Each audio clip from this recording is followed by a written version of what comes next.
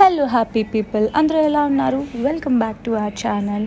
ఈరోజు అయితే మన ఛానల్లో ఒక మంచి హెల్దీ బ్రేక్ఫాస్ట్ రెసిపీ అయితే మీకు చూపిస్తున్నాను. ఎప్పుడు రొటీన్గా దోశ ఇడ్లీ ఏం తింటాము, ఉప్మా అని మా ఇంట్లో మసాలా వడలు చేయమంటే చేశానన్నమాట. నేను చూపించాను కదా, ఆ గ్లాస్తో 3 గ్లాసెస్ పచ్చి శనగపప్పు తీసుకున్నాను. దాని తర్వాత ఒక 2 to 3 hours సోక్ చేయాలన్నమాట. అవి నాకు టైం లేదు, సో నేను హాట్ వాటర్లోని పప్పు అయితే నానబెట్టేసి అది నానిన తర్వాత మిక్సీలోకి తీసుకొని దాంట్లో పచ్చిమిరపకాయ, అల్లం, వెల్లుల్లి యాడ్ చేసుకొని మిక్సీ చేసుకున్నాను అనమాట.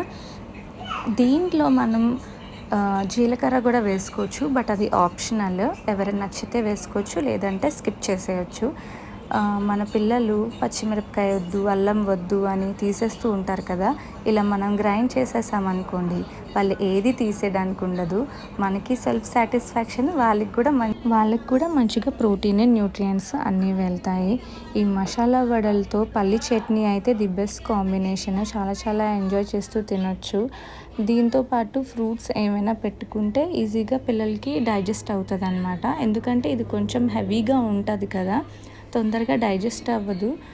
కొంచెం ఇబ్బంది పడవచ్చు పిల్లలైతే, కొంచెం తక్కువ ఏజ్ పిల్లలైతే కొద్దిగా ఇబ్బంది పడతారు.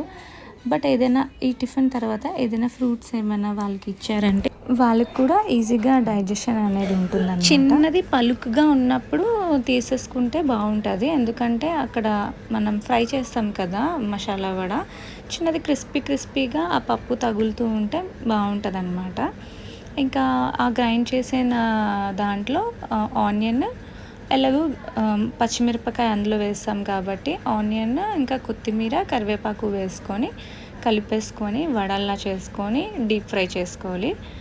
మంచిగా గోల్డెన్ బ్రౌన్ వచ్చినప్పటి వరకు, అంటే కొంచెం చూసుకోవాలి, మీడియం ఫ్లేమ్లో పెట్టి ఫ్రై చేసుకోవాలి, ఎందుకంటే లోపల కొన్ని ఉడకవు కదా. సో తీసేసుకొని పల్లి చట్నీతో తింటే సూపర్గా ఉంటుంది. టిఫిన్ కొంచెం హెవీగా తిన్నాం కాబట్టి ఈజీగా డైజెస్ట్ అవ్వడానికి గ్రేప్స్ తిన్నాము. సో ఇది మా ప్రోటీన్ రిచ్ బ్రేక్ఫాస్ట్ అనమాట.